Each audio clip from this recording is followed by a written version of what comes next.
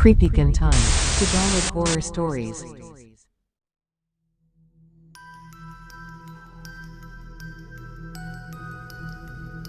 Malayong kamag-anak ang kumupkop kay Clarita nang maulila siya sa ama. Kakasamahin daw siya sa bahay. Hindi matatawag na katulong dahil may sadya namang katulong ang mga ito. Pero dahil nahihiya siyang nakatunganga lang, kaya tumutulong na rin siya sa mga gawaing bahay. Luma ang bahay na dinatnan niya sa Maynila. Pamana daw iyon ng magulang ng asawa ng tiyahin ni Clarita. Nasa Amerika na lahat ng kapatid ng tito mo. Sabi pa sa kanya ng tiyahin. Ipinaubaya na sa kanya ang bahay na ito. Mayaman pala sila, tita? Ani Clarita. Noon matatawag ngang mayaman, pero napag-iwanan na kami ng mga kalugar sa subdivisyong ito. Hindi mo ba napapansin ang bahay na ito at yung katapat na bahay na lang ang luma, di ba? Halos lahat na yata ng bahay dito sa subdivision bagong modelo na. Ito panahon pa yata ng Kastila nakatayo na ito Pero kahit mas malaki yung katapat na bahay, halos kapareho lang ng disenyo nito. Tablat kahoy ang itaas na may mga kapis na bintana. Sa dingding na tablay mababakas ang disenyo ng mga bahay Kastila. Sabi pa ng tiyahin. Alam ni Clarita ang mga sariling limitasyon. Pasang-awa lang ang kanyang mga grado. Nang magtapos siya sa high school, nag-aalok ang tiyahin niya na pag-aaralin siya sa kolehiyo. Pero tumanggi siya at nagsabi siya ng totoo. Baka ho kasi bumagsak lang ako. Kung magkaganon ho ay sayang naman. Kaya magbo-vocational na lang po ako. Ani Clarita, hindi sang-ayon ng tiyahin niya. Ha? Sabi ko sa nanay mo pagtatapusin kita ng kolehiyo. Anang tiyahin. Nanindigan talaga si Clarita sa inaakala niyang akma para sa kanyang kakayahan. Tita Flor, mas magiging kapaki-pakinabang po ako kung kukuha ako ng vocational course. Anya, anong vocational course ba ang nasa isip mo? Hairdresser ho. Sagot niya. Maggugupit at magkukulot? Sabing halos manlaki ang mga mata nito. Hindi lang naman ho ganoon ang magiging trabaho ko, Tita Flor. Ano pa? May mga taong sadyang kulot na, Tita Flor. Pwede rin naman akong mag-unat ng buhok. Napahagal pa kang tiyahin. Hindi nito akalain na may sense of humor din pala ang pamangkin. Mula sa subdivisyong iyon ay kailangan pang sumakay ng tricycle papuntang labasan. Doon naman siya sasakay ng jeep papuntang vocational school. 3 oras lang ang klase ni Clarita araw-araw. At tatagal lang ng 3 buwan ng kanyang kurso. Likas talaga siyang probinsyana. Nangihinayang siya sa araw-araw na pamasahe. Lalo na sa tricycle. Nalalapitan lang naman kasi siya. Noong nasa probinsya pa siya ay naglalakad siya ng kilo-kilometro pagpasok sa eskwelahan nung high school. Kung nagagawa niya noon, bakit naman hindi ngayon, lingid sa kaalaman ng kanyang Tita Flor, ay naglalakad na lang siya araw-araw patungong labasan. Isang hapon na papasok si Clarita ay may sumutsot sa kanya, kaya napahinto ang dalaga. Nagpalinga-linga, ngunit wala naman siyang nakita. Nang ipagpatuloy niya ang paglalakad, ay may sumutsot na naman. Napahinto muli siya, ngunit wala pa rin siyang nakita, kaya napamura na siya at sinabing, "Pasutsut-sutsut ka pa, ayaw mo naman magpakita." Ipinagpatuloy niya ang paglalakad araw-araw. Ganoon na ang kanyang naging routine. Maglalakad siya mula sa bahay ng tiyahin hanggang sa may labasan. Pagbalik ng 6:00 ng hapon, ay lakad pa rin siya pauwi. Madali lang yun sa isip-isip niya. Wala pa yun sa kalingkingan ng nilalakad niya sa probinsya. Kaya nang mag-birthday ang kanyang tiyahin, ay naibili niya ito ng regalo. Oh, nag-abala ka pa. Saan ka kumuha ng ipinambili mo nito?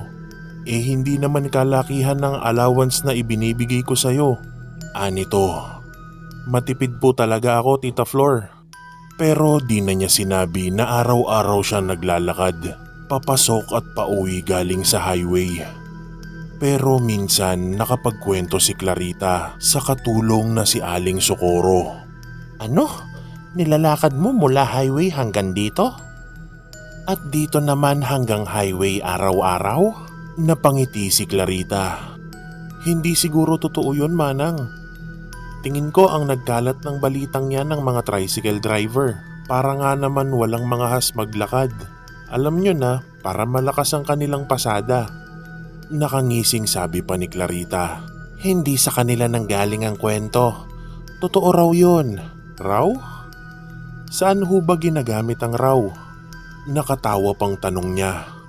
Ginagamit ho yun sa mga kwentong hindi naman tunay na nasaksihan ng nagkwento. Ay nako, piloso po kang masyado.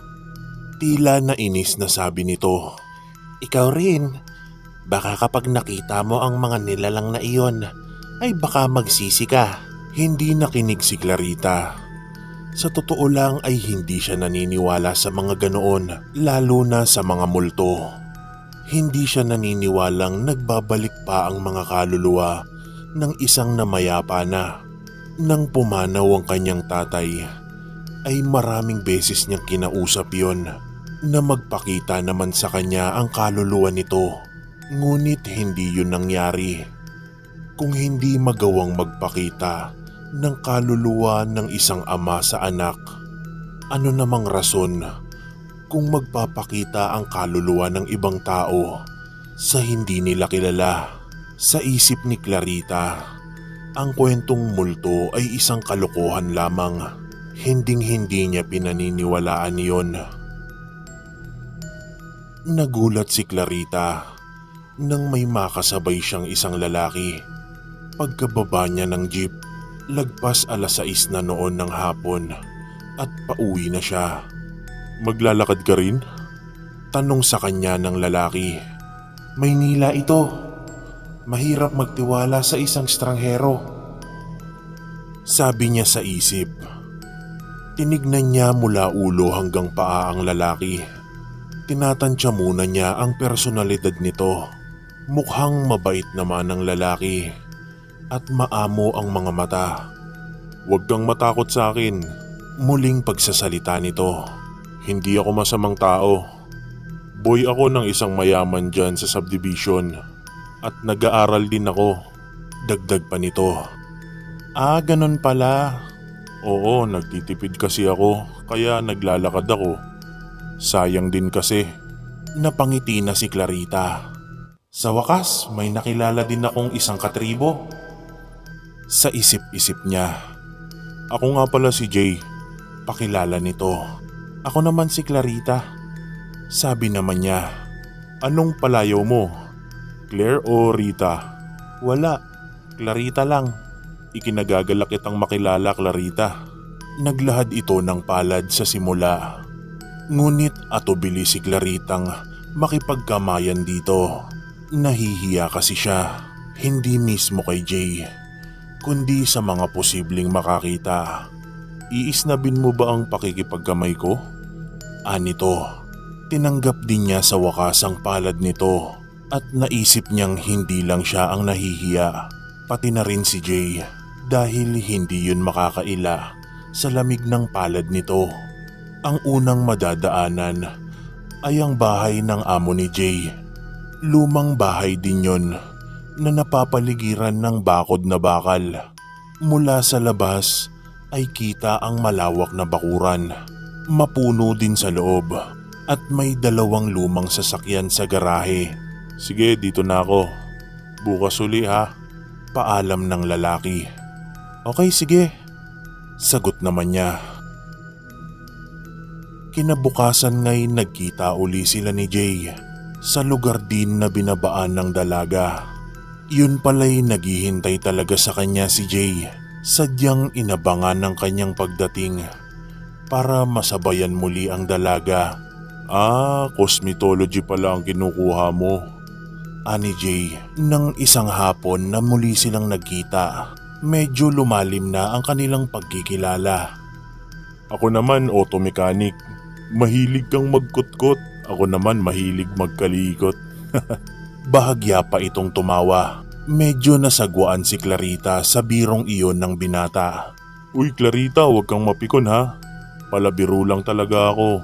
Paliwanag pa nito. Siya nga pala, yung amo kong babae, mahilig magpaayos ng buhok yun. Dagdag pa nito. Pag marunong na talaga ako. Ayoko kasing mapahiya sa amo mo. Huwag kang mag-alala, mabait yun. Pag minsan, isasama kita sa kanya. Pagkaraan ng 3 buwan, noon ay naghahanap na ng tunay na customer si Clarita. Gusto niyang subukan ang natutunan sa vocational school. Kaya sinabi niya kay Jay na handa na siya, na alam na niya lahat ng pasikot-sikot. At hindi na siya mapapahiya sa amo ni Jay. Kailan mo ako isasama sa bahay ng amo mo? Bukas kung gusto mo. Sabado kasi kinabukasan, tamang-tama walang pasok. Pasado 2:00 ng hapon, umalis ng bahay si Clarita. Bitbit niya ang mga gamit sa pag-aayos ng buhok, pati na rin ang gamit sa pagmamanicure at pedicure. Dahil nga kasamang itinuro yun sa kanila, nag-aabang na si Jay sa tapat ng gate ng bahay ng amo nito. Ngiting-ngiti pa ang binata nang makita siya. Halika, anito, at binuksan ng gate na bakal. Hindi na nag-usisa pa si Clarita kung bakit masukal sa loob ng bakuran. Mataas ang tambak ng mga nakakalat na tuyong dahon na nanggaling sa mga puno. Maalikabok pa ang terrace sa ibaba, maagyaw din kahit main door. Kung hindi nakakita ng 2 unipormadong maid si Clarita, ay hindi na siya papasok sa loob ng bahay. Halika sa loob, naghihintay na sayo ang amo ko. Sa tingin ni Clarita ay nasa mid-40s na ang babae. Mistisahin ito. Mukhang prominente dahil sa magandang ilong, dahil sa puting bestida. Lalong gumanda ang tingin dito ni Clarita. Magandang hapon po, ma'am.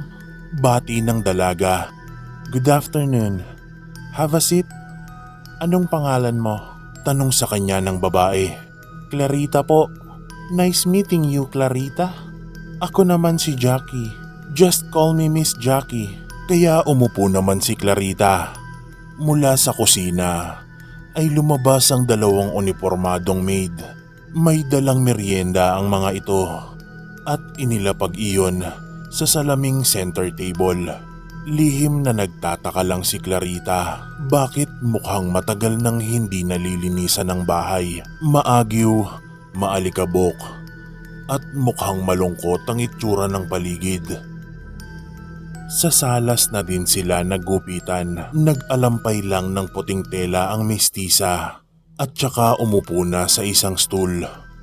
Kaunting-kaunti lang ang pinapabawas nito sa kanyang buhok na kulay brown. Pagkatapos noon ay inabutan siya ng 300 na nooy malaking halaga na para sa isang hair trimming at inihatid na ni Jay si Clarita sa gate. Nagulat pa si Clarita nang may humintong kotse sa harap ng nilabasan niyang gate. Ang kanyang tita Flor pala at ang asawa nito ang sakay. Clarita, anong ginagawa mo riyan? Tanong sa kanya ng kanyang tiyahin. Nakangiti siya at may pagmamalaking tono pa siyang sumagot. Nagpa-service po kasi sa akin si Miss Jackie. Heto nga ang laki ng ibinayad niya sa akin. 300. Nagkatinginan pa ang mag-asawa. Kunot ang mga itong ibinalik sa kanya ang tingin. Halika, sakay na, bilisan mo. Nagmamadaling sabi ng kanyang tita Flor. Kaya nagtatakang sumakay siya sa kotse. Ginapangan ng kilabot ang buong katawan ni Clarita. Pagdating nila sa bahay, isang compilation sa dyaryo ang ipinakita ng kanyang tiyuhing abogado. Yun ay kinuha nito sa kanyang opisina sa bahay. "Oh, tignan mo, pakatitigan mong mabuti," sabi sa kanya ng tiyuhin habang inilalatag ang pahina ng mga dyaryo na kinasusulatan ng malagim na masaker. Prominente ang larawan ni Jacqueline, Jackie Henares.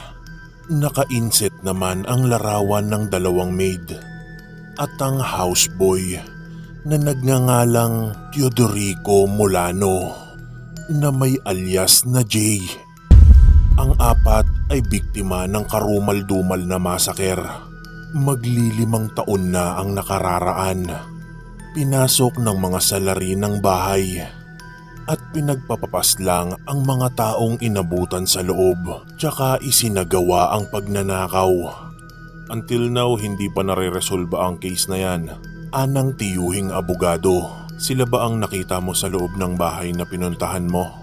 Ibig manigas ng panga ni Clarita sa tindi ng nararamdamang nerbiyos. Ibig sabihin, isang multo ang una niyang customer at ibig sabihin din, matagal siyang nakipagkaibigan sa isang kaluluwa at ibig sabihing muli na pinagsilbihan pa siya ng merienda ng dalawang maid na parehong patay na rin. Sa sobrang sindak at nerbiyos sa nalaman ay hinimatay si Clarita. Isang karanasan yon na hindi na maaalis sa kanyang isipan kahit kailan.